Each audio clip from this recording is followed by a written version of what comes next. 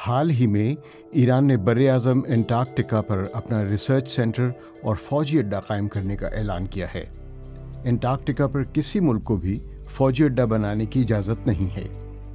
Iran के ऐलान से दुनिया में तशवीश से लेकर दिलचस्पी पैदा हुई है। ईरान के बारे में बात से पहले एंटार्कटिका के बारे में कुछ जान लेते हैं। ये दुनिया का 5वां बड़ा और सर्द तरीन बर-ए-आज़म है।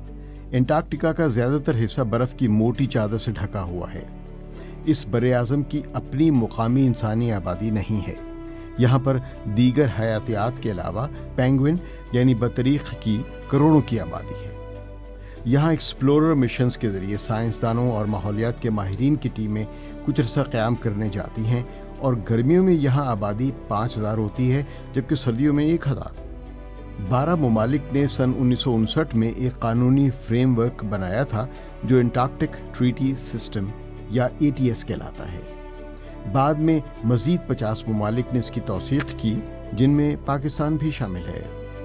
इस ट्रीटी का मकसद इस बर-ए-आज़म पर पुरअमन और साइंसी तहक़ीक़, माहौलियाती तहफ़्फ़ुज़ और बैनुल-अक़वामी ताउन को फ़रोग़ देना है।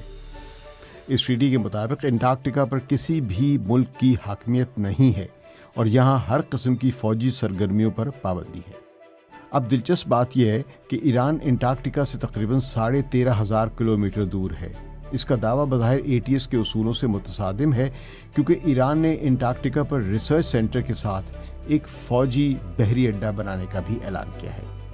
माहिरीन का कहना है कि ईरान एंटार्कटिका पर अपना मरकज़ बनाकर अपनी साइंसी ताकत मनवाना चाहता है और यहाँ के वसाइल और स्ट्रेटेजिक फ़वाइद तक रसाई चाहता है।